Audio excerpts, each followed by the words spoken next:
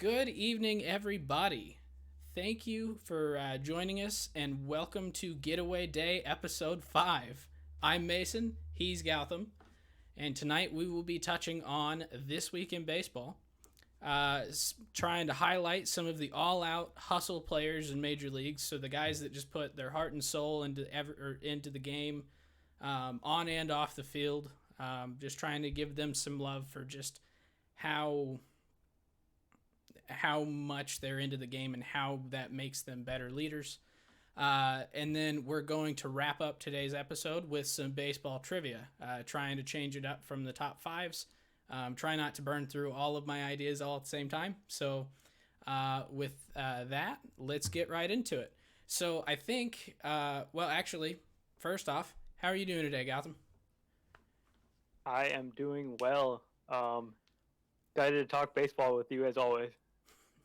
And for before we get into the baseball, I did want to mention we do both have new microphones this week. So if you're listening and you got any comments, anything that we need to adjust on volume, please let me know in the chat. We'll get that taken care of. We're always trying to improve our podcast here, so please feel free to chime in with that. So now you can actually hear my terrible takes. I mean, I could always hear them, but sometimes it's better when other people can't hear the terribleness. So, we'll see. All right, so this week in baseball, I think one of the biggest things that has happened in Major League Baseball in a while just happened today. It's something that we're not going to touch on too deeply today because we kind of want to do a more in-depth conversation about it next week after we've had some time to digest and look up some stuff. But the GM from the Rockies resigned today, Jeff Bridich. Bridich has been there for, 5-6 years? Something like that? Or has he been there longer? He's been the top man for 7 years, but he's been with the organization for, I believe, 17 years. So he's been there for a while. And I think a lot of Rockies fans are really happy to see him out now. Yeah. Won't spoil too much of next week's conversation, but he is the guy that brought you the Nolan Arenado to the Cardinals trade, sending Nolan and $50 million for Austin Gomber, Aluris Montero, and two other guys. I'm a Cardinal fan, and I don't even remember who we gave up, if that tells you anything. But yeah, so he resigned today. We'll take a deeper dive into that next week. So we aren't forgetting the elephant in the room. We're intentionally looking away. I think the other big thing is yesterday we had another no-hitter. It's not a Domino, no. There will be no Domino's Pizza this week. Madison Bumgarner threw a no-hitter in a 7-inning game, I believe in the back half of a doubleheader. Is that right? Yeah, it was game 2 of the doubleheader against the Braves. Zach Gallen actually pitched a one-hitter in the first game of the twin bill there. So really a rough day for the Braves, you could say. Yeah, that would be rough. But the weird thing about this Madison Bumgarner no-hitter is it will not, as of right now, it will not be counted in the record books as a no-hitter. So as of right now, Elias, which is the main statisticians for MLB, they're working with MLB to decide how they're going to deal with no-hitters in these intentionally shortened games. Just because a no-hitter, I think by definition, has to be 8 or more innings pitched. I think it has to be 9, yeah. Yeah. And so with a game that's only scheduled for 7, even if you have a no-hitter, they won't count it in the record books. There are rumors that they may be adjusting that stance, but we'll see. Which, does it make sense to you to not count it as a no-hitter?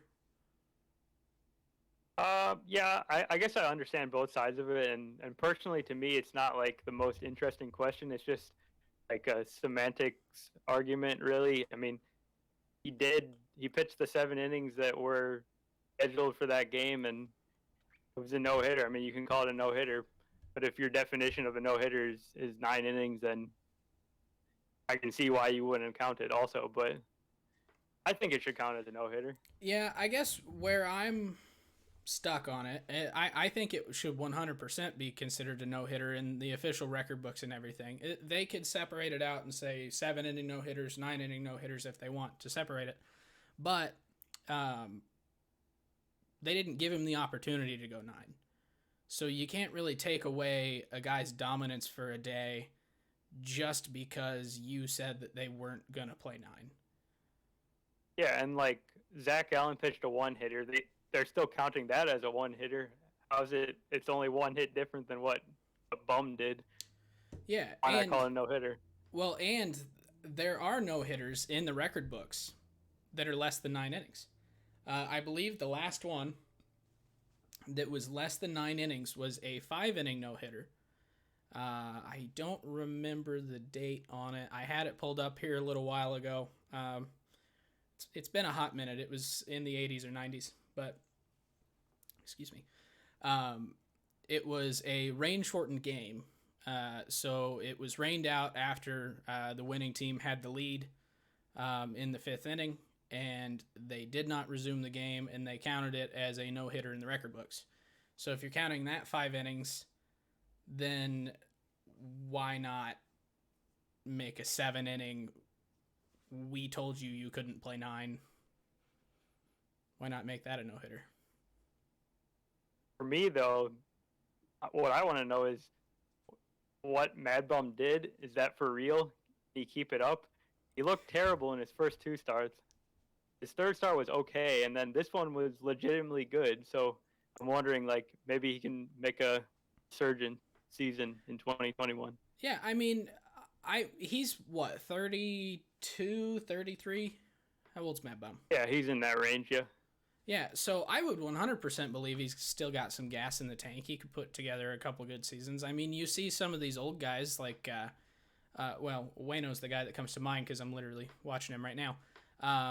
Let's see, Waino, I think Lester kind of had a little bit of a down and then came back and started dominating again. Verlander's still going. Verlander's still going strong.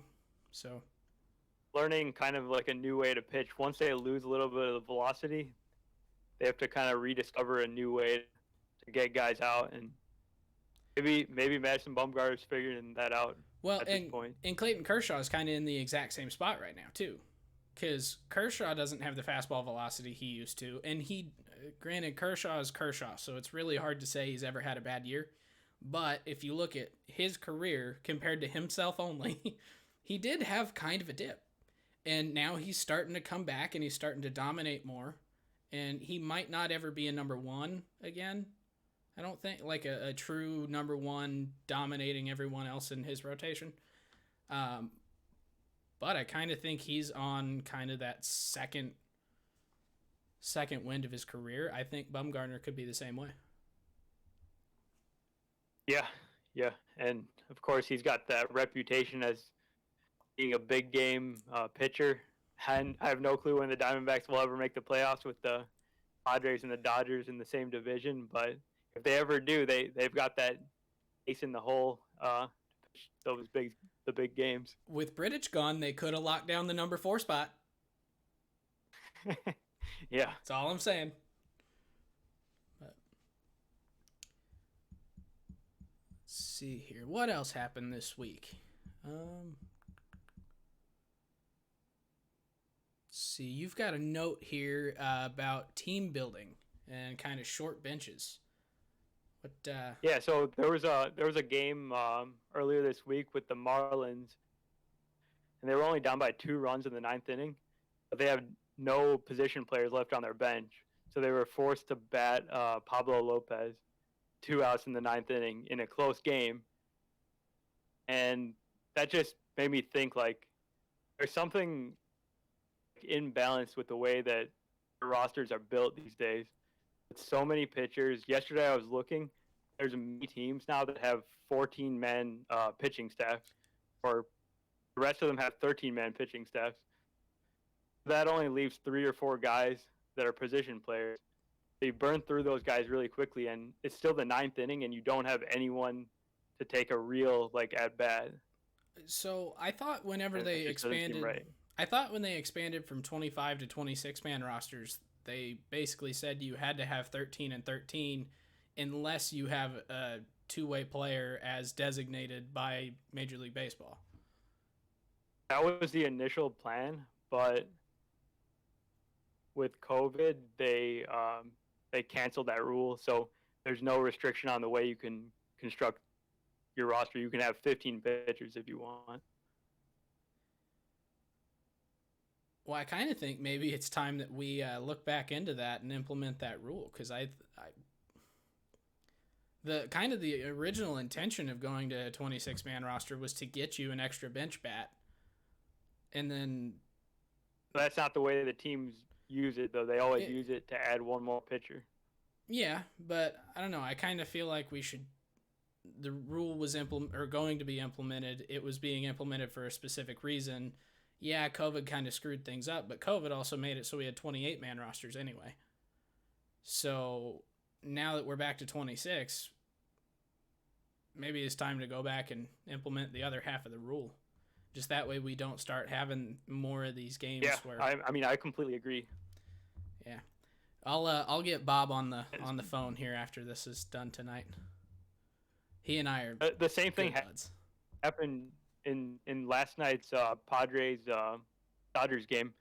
I mean, it would have been amazing if Clayton Kershaw had hit a walk-off hit with the bases loaded in the 10th inning, but at the same time, like, would you rather see Clayton Kershaw or like someone who actually has a chance to get the job done?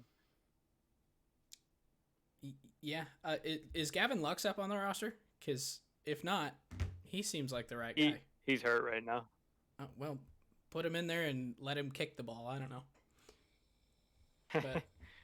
But, no, yeah, that. I kind of wish I would have. Well, I mean, I actually was awake last night, unfortunately. So I could have watched that game, but I didn't. It looks like Gavin Lux was activated today. All right, so we might see him in the game tonight, or are they off today? They are playing Cincinnati, 10:10 Eastern. All right. So I'm guessing Lux starts on the bench then. Because let's see. He was starting when he was up, so he may be back in the lineup today. We'll see. So who's been their second baseman while he was out? Because it's Seager at short. It was like a combination of like McKinstry and Chris Taylor and whoever else. Sheldon Noisy. Okay. Did they have Muncy bouncing around, or is he pretty much just locked down first? Yeah, he's been mostly at first with no Bellinger right now. So. Okay, gotcha. Let's see. Also this week, Franmil Reyes. Is he finally the outfielder that Cleveland has been searching for let's see, how old am I? 25, carry the 1, add 7. Since they were founded back in like 1860 whatevers? He would be, but I don't know if we can really call him an outfielder. I think he played one game in the outfield when they played in the National League or whatever, but so he's a full-time more DH of a now? DH. Yeah, but he had quite the game yesterday, going 3 for 4, a triple, a home run, and probably the most surprising, a stolen base. I mean, he had 2 singles and a stolen base. I would just give him an official cycle. Because, to be honest, it probably wasn't a stolen base. He just runs so slow that they thought it was a stolen base because the next pitch was already going. So, yeah. And then didn't he also hit a triple, his first triple of his career on Saturday?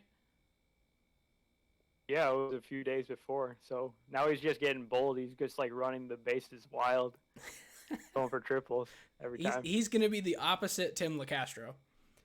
Instead of going 28 for 28 to start his career in stolen bases, he's going to go 1 for 28. But I don't know. Franmil though, watching him play out in San Diego. What was that? 2 years ago now. I'm kind of glad that he's starting to find some success and a little bit more exposure. Not that Cleveland is really a place where you're going to get a lot of exposure. You'd think staying in San Diego would probably be best for that. But with the rest of that San Diego team, I kind of feel like he would have fallen through the cracks and just kind of been like an extra guy. Yeah, he didn't really fit well with the way they were building their team, and he definitely fits a lot better with Cleveland. And I think he's a really like fun player to watch. He seems like he's really enjoying playing the game, and his teammates seem to really like him too. Yeah. So any of the Cleveland fans that have been yelling at me for not saying anything good about Cleveland for a while, here's your Franmil talk. I got one specific guy in mind here, but yeah. So, but talking about the Padres though, the Padres Dodgers 4-game series, the follow up to the original trilogy that you said was better than the original Star Wars trilogy. That was Thursday through yesterday. It was also an awesome series to watch. Just really, really, really good baseball. Everybody is basically playing like it's October. And how many times do we see a series where it gets all hyped up and then it just kind of falls flat? This series just completely like it's every single weekend series. Hype. Yeah, every single weekend series on ESPN fails to live up to the hype. And then this did not. Also, I think this was just on Bally Sports and whatever the Sportsnet LA or whatever. But then the game last night was on ESPN Sunday Night Baseball. So they actually had a good game. Speaking of that, they did like the Statcast broadcast, so I didn't have to listen to Matty V and A-Rod, and the Statcast guys. Jason Benetti, Mike Petriello, and Eduardo Perez, like they did an amazing job explaining the stats. And I think even if like regular people that like don't know anything about advanced stats, I think they would really enjoy it because of just the way they present it and make it like really accessible to anyone. Yeah, and those guys are just insanely smart. I mean, they're MLB Network guys. They do. Mike Petriello and Eduardo Perez do a podcast as well, don't they? I'm not sure about that. And then Jason Benetti's the play-by-play man for the White Sox, and he's my favorite play-by-play man. He's so funny and like he knows the game too. So really good combination. Okay, so Mike Petriello and Matt Myers is the guy who does it with him. They do Ballpark Dimensions podcast. It's on Spotify if anyone's interested. It's quite good. I enjoy it. I'll have to check that out. So yeah, so those guys are really good at breaking down stats for kind of the more common listener. But yeah, so next time there's a Statcast stream, let me know because I've not seen one of them. So I think I've only ever seen. There's another one scheduled for 2 weeks from yesterday. Okay. The Sunday night game. So I don't know what game it is, but I'll definitely be tuning in over listening to A-Rod babble on about whatever he does. Hunting. Talking about himself? Yeah. I guess. That's it. So A-Rod and Jim Edmonds are kind of the same. They just talk about them the whole time. And it's really not that fun. Matty V isn't too bad. He's fine. He just has to deal with A-Rod. And now that Boog is over, that kind of brings down the quality. And now that Boog is in Marquee now, kind of brings down the quality more, doesn't it? Well, he was on radio for ESPN. Oh, he was radio. Gotcha. Yeah. But yeah, so this Dodgers Padres series though, Saturday's game was fun, to say the least. I think that might be the most 2021 baseball game that I've seen in a long time. There were celebrations, there were bat flips, there were people not getting upset at said celebrations. It was awesome.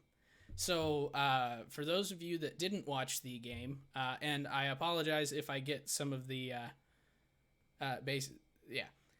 I apologize if I get it wrong. I think last time I tried to walk through a situation, I ended up having like half the info wrong. I think you pointed that out in episode 1.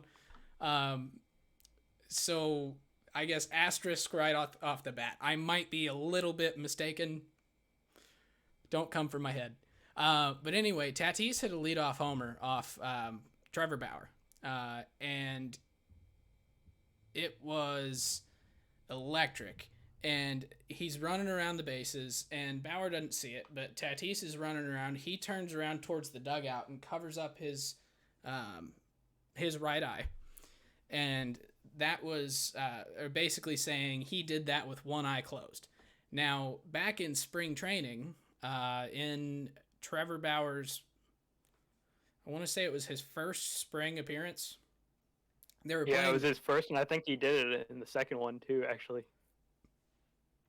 I think so. He did a full video on it on his YouTube channel, and basically explained why he did it. But anyway, he pitched an entire inning with one eye shut, and he did it kind of because he wanted to do it specifically against Manny Machado, but just decided to do the whole inning. And then later his explanation for it was, if I can beat them with one eye shut, imagine what I can do with both eyes open. So that was kind of the beginning of the Dodgers-Padres rivalry this year, all the way back in spring. Then Saturday, Tatis hits a home run, is on his home run trot, does the one eye shut thing, and Twitter blew up. Twitter was all about that. It was fun. And then the next at bat, Tatis came up, he struck out, and I was really hoping that Trevor Bauer was gonna like flex on him back, because it's very much a Trevor Bauer thing to do. He did not. And then I think maybe the seventh inning or one or two at bats later, the sixth inning. In the sixth inning, Tatis hit another home run. I don't remember. I think he might have done the one eye shut thing again, but I know after he crossed the plate, he did the Conor McGregor strut. And just the bench is going wild. And then after the game, a reporter asked Bauer in his post-game interview basically what he thought of that celebration. And I think was kind of trying to bait him into maybe saying that it's ridiculous, whatever. But Bauer basically said he's all for it. He said it's a game that is two guys trying to go at it, and you're going to get got. And so when you get got, if that guy celebrates, okay, when you get him next time, you celebrate back. And it's mostly just celebrating your achievements versus trying to blame the other guy for bragging or whatever. And it was one of the most intelligent responses I think I've ever heard Trevor Bauer say. So, I don't know. I thought that was both. fun. Both Tatis and Bauer are showmen, and kind of bringing that back and forth to the game, and then being okay with it and not getting hurt about it is really good to see. Yeah. It's definitely a different there's one more feeling. thing I wanted to add about. Yeah, go for it. There was another celebration in that game. Oh. Where Our got was it Hosmer? Yeah, he got Hosmer on a nasty pitch. He got Hosmer out, and then he did some sort of like sword celebration, and then the next at bat, Hosmer like gets a base hit, and on first base he does that like kind of thing back at Bauer. That was pretty funny. Yeah, I forgot about that one, but that was actually on my list here to talk about. But so Trevor Bauer is also friends with Rob Friedman, pitching ninja. And so that sword is one of the pitching ninja things. He basically gives a sword of the week, and it's just a pitch that basically locks up the hitter and makes him look so ridiculous. So that's what Bauer was celebrating there. So I thought it was funny when Hosmer did it back. But yeah. So And a like shout I out said, to Eric Hosmer for reaching 10 years of service time today. It's like a really big accomplishment Hall for of Fame. baseball players. Hall of Fame. Yep. And he gets his pension. Which for him that's Yep. probably the more important because it's the more realistic, but whatever. If you could go into the Hall of Fame for a contract that looks so completely out of proportion for years, and then all of a sudden in the back half it pays off and is actually a somewhat valuable contract. I don't want to say he's worth everything that he was given, but he's certainly making up for some of that lost time at the beginning. No. There's a little bit of a concerning trend on Hosmer actually that I noticed. Started burning worms again. He's like 63% ground balls this season. So he lost the launch angle that he seemed like he learned last year. I'm curious if I would want to see what kind of the pitch mix that comes at him would be. If he's getting a lot of low sinkers and other things that are just impossible to not put in the dirt. But so that'd be interesting to see.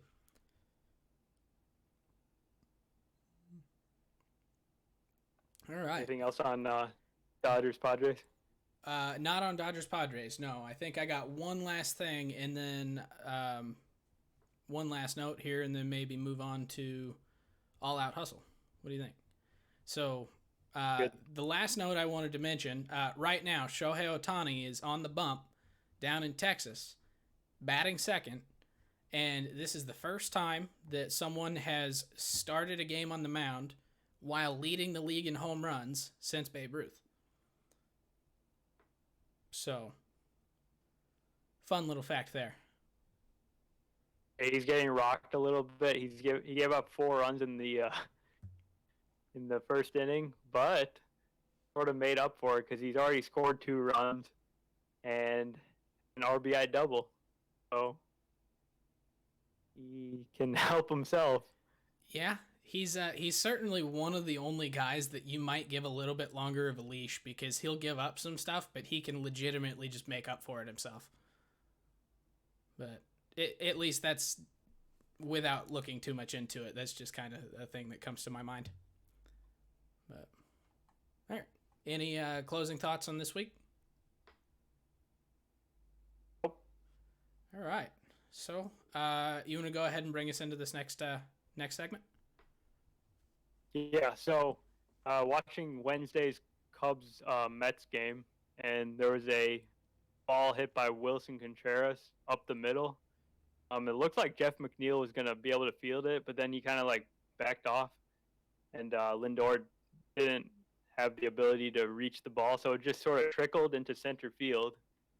And then it's just like in sort of no man's land through the into center field, and Wilson Contreras is just booking it. But he's not even content up at 1 like most people would. He keeps going, and he actually reaches second base because the ball is just in a place where all 3 fielders are pretty far away from it. But that's a play that you don't see very often, a ball hit that softly that ends up being a double. Then later in the same inning, he ends up taking third on a sacrifice fly. I mean, not a sacrifice fly, but a deep fly left field.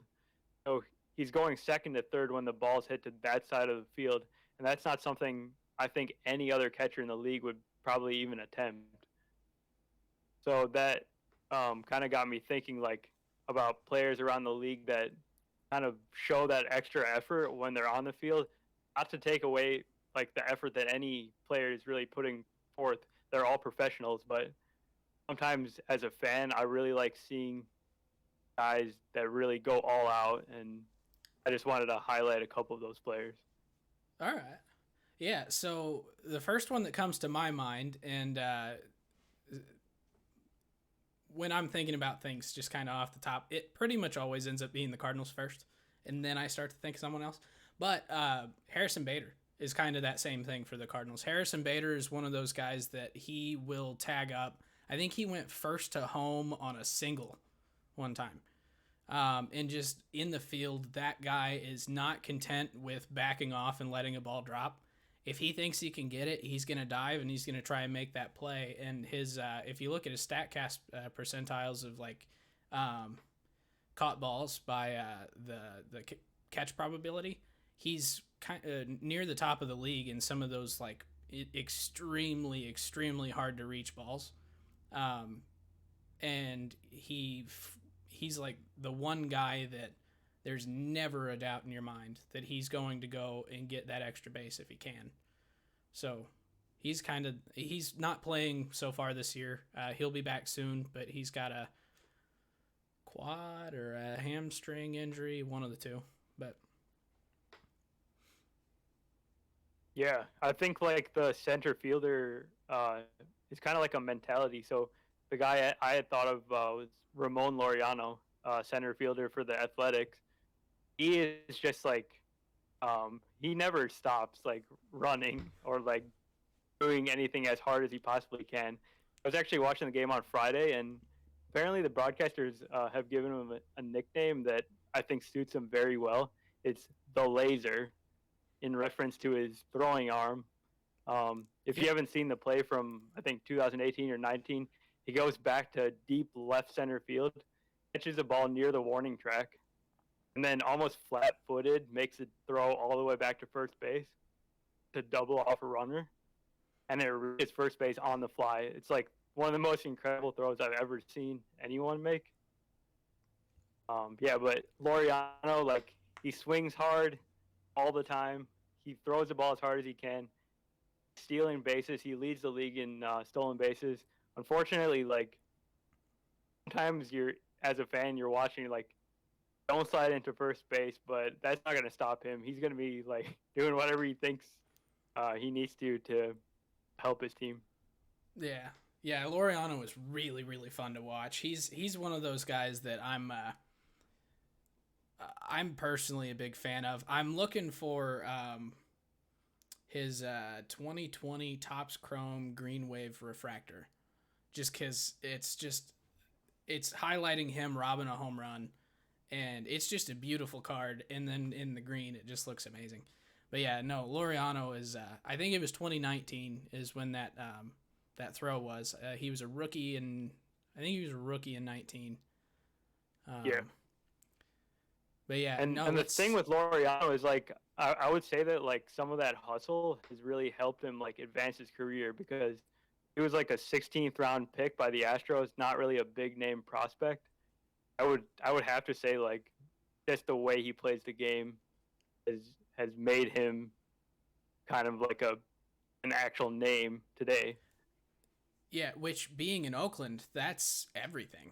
Because name one other guy in Oakland who, as a really young player, made a big name for himself and then was able to go get his bag somewhere else. Like Matt Chapman got locked down. Not common at all. Yeah, I think Matt Chapman's locked down, right?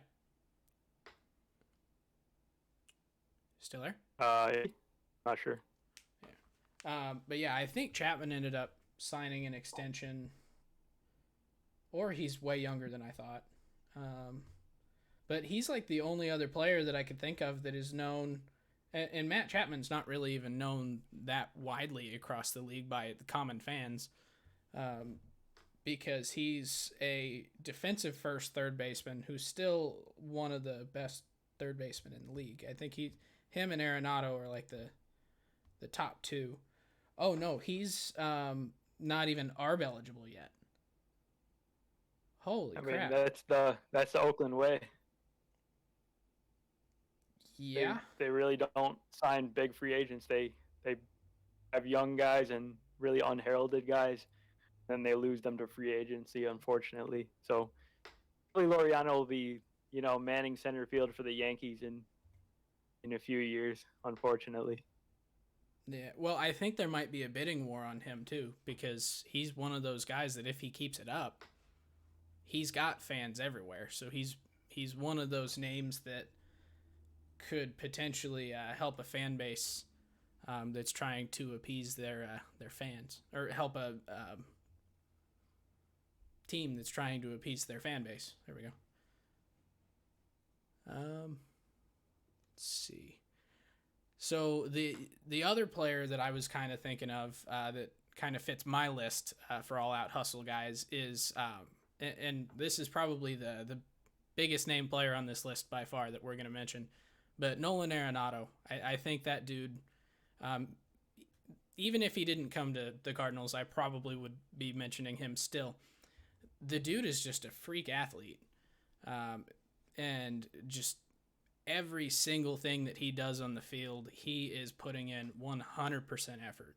So he practices before games and during the off season, having people hit balls and throw balls up in the air in locations that should not be reachable by a third baseman. And he practices catching those. So basically, he's practicing the things that will never happen in case they do happen. Then he knows how to get to that ball. And it pays off on the field because he just frequently is making these freak plays at third base.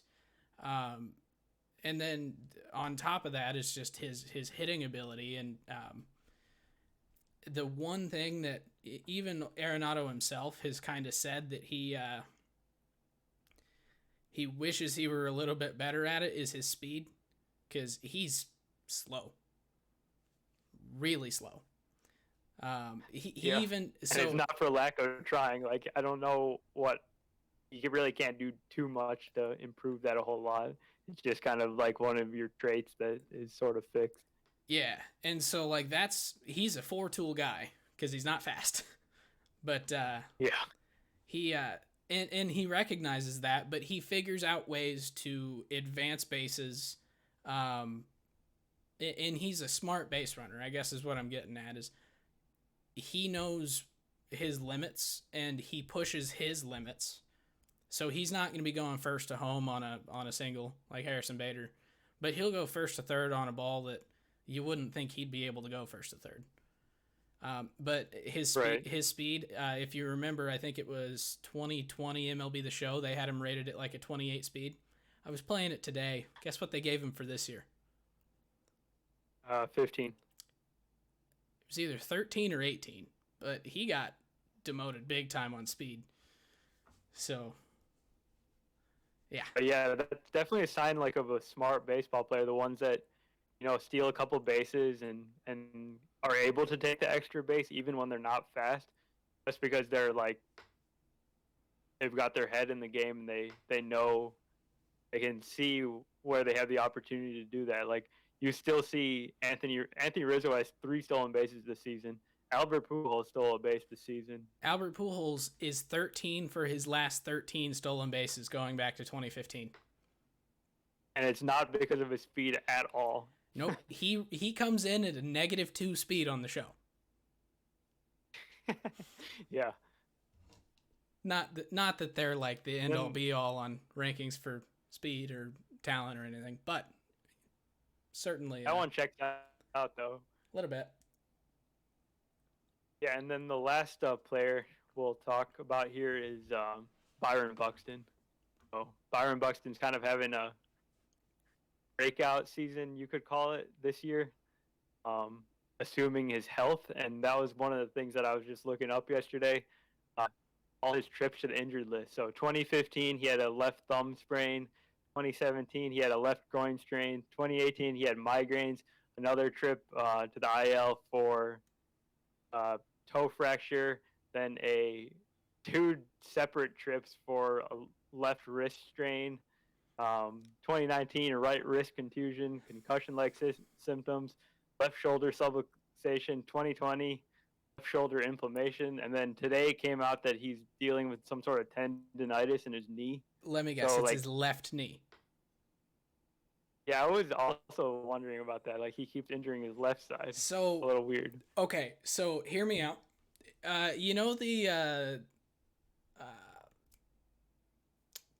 shoot, I can't think of the name of the king. I should. There's basically a trying not to get too religious here, but there's a Bible story basically that there were two women that were saying this was their baby. And they went to the king, and he basically said, all right, here's what we're going to do. We're going to cut the baby in half, and you each get half.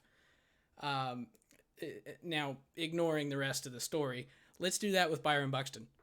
Let's cut him in half and then put a functioning left half on his functioning right half, and then we still have a 5-tool player. Yeah, pretty much. I mean, the injuries are completely linked to just the way he plays. This guy's crashing into walls. Like, if you give him 2 weeks starting lineup, he's probably gonna crash into the wall at least a couple times. And I mean that's to his detriment, but he's a really extremely fun player to watch because he relies on his speed like that. And hopefully his most recent injury is not like too serious and he can continue to play because he's number 2 in 2021 in WOBA, just behind Mike Trout. So shows you the level he's playing at right now. Yeah, he's been absolutely insane. And I mean, this is his entire career. When he's been on the field and healthy, he's been insanely good. Like, yeah. There's a reason that after 5.5, 6 years of just constant injuries that they still like label him as their starting center fielder.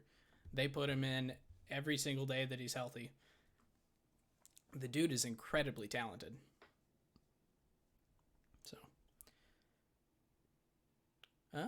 yeah. So I think that is our short list here of kind of the all-out biggest hustle guys in the major leagues. We'd love to hear kind of your thoughts. Feel free, kind of comment on the video below, or send us a message here on Twitch, or Facebook, or tweet at us, or whatever. We're really curious to see who you guys think is the kind of all-out, always hustles and just kind of not shows up the other players, but basically he stands a level above everyone else just because of how much effort they're putting in. So that brings us to our last segment of the day. Now, like I said, I am coming up with more ideas for top fives because I really enjoy doing those. But right now I'm starting to kind of dwindle my list down really quickly. So I figured let's start trying to do some other things and rotate in top fives and do whatever. So I've got some trivia here, and Gautam has not seen these, so I will be, if I can find, there we go. So basically I'll be asking Gowie these trivia questions here. Feel free to play along in the comments or in the chat, whatever. So there are 3 questions. The first 2 questions are kind of related to things that have happened within the last month here since opening day. And then the last question is a 4-part question. So, or there's 4 answers. It's a 1-part, 4 answers. You get the point. All right, so trivia question number 1. Who holds the single season record for strikeouts to walks? Now this was inspired by Corbin Burns because I believe as of today, unless he's pitching right now, and I don't know if he is, but I believe he has 40 strikeouts. He is pitching right now. He is? Has he walked anybody? Let me give you an answer on that in a quick second here. All right. But anyway, before today, Corbin Burns had 40 strikeouts and 0 walks. So still has 0 walks, and he has 9 strikeouts. Wow. He has 49 strikeouts and 0 walks. So he is on pace to basically set the record for strikeouts to walks right now. So that being said, who currently holds that record? And in bonus, if you actually can guess, like within, let's say within 0.5. Is it Pedro Martinez? It is not. It is considerably more recent than Pedro Martinez, actually. I'll give you a hint. It was in 2014 by an American League pitcher. 14.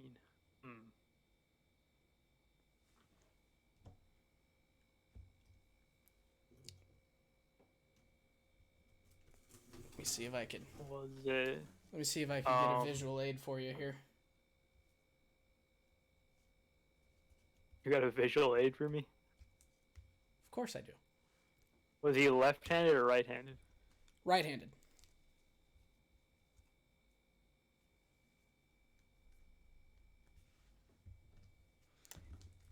He is a reliever. Oh. In the Central Division. It was his first year with that particular team. Let me know when you give up, and I have the answer here on a baseball card. All right, go ahead. Mr. Phil Hughes. Oh wow. Yeah, he had. I guess that. You got any guess on what his Ks per walk ratio was? Not a clue. Not in percentage, actual number. It was 11.6 strikeouts per walk. He had like some ungodly number of strikeouts because he had like 166 strikeouts and like 16 walks, or no, 180 something strikeouts and 16 walks, something like that. Oh, he was definitely a starting pitcher. Probably that would check out. Yeah, I didn't look too much at his stats. I just saw that was the answer, and it's like, oh, fun. All right, so question number 2. Before Zach McKinstry, who was the last Dodger to hit an inside the park home run for their first career home run?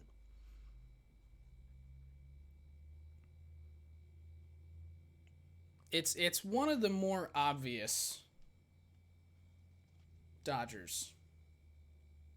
Was it Cody Bellinger? Think a long time ago. I'll give you a hint. A long time ago. There was no West Coast teams at the time. Oh. Was it Jackie Robinson? Same team, different guy. He's known more for his power than his speed.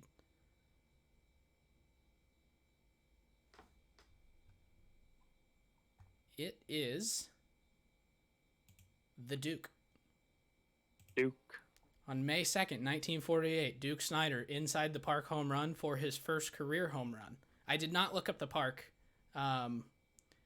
so it could have been Ebbets Field, but I wouldn't be surprised if it was in like the Polo Grounds or something playing the Giants, because it seems like a very inside the park home run-y type park.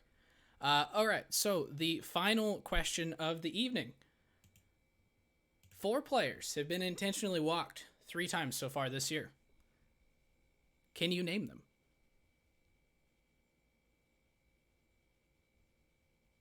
I'll give you a hint. 3 of them are kind of obvious you would intentionally walk them to not have to face them. One of them... Mike Trout. Yep, Mike Trout is... I believe this one. There we go. Yeah, I'm trying to do this without revealing any of the others. All right, you got 3 others. I'll give you a hint. Mike Trout was the non-obvious one. How about Bryce Harper? Bryce Harper is not on the list. Let me see if I still have the leaderboard up. I do. Bryce Harper is actually the next guy with 2.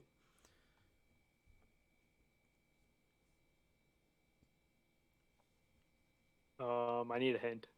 All right. All 3 are in the American League. 1 in each division. I believe 2 of them are on the division leader. I think. And then one of them is on my team. So the one on the Cardinals is the non-obvious one. That's actually why I picked this stat, because I thought it was kind of weird. So it's not Arenado. It's not Goldie.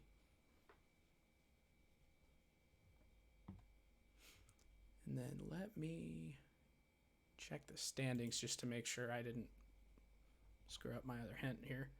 Oh, no. Sorry. One's on Atlanta and one is on the Dodgers. So only one of those is actually leading their division. Whoops. Oh, so not American League? Correct. Oh, okay. Is it Freddie Freeman? Freddie Freeman.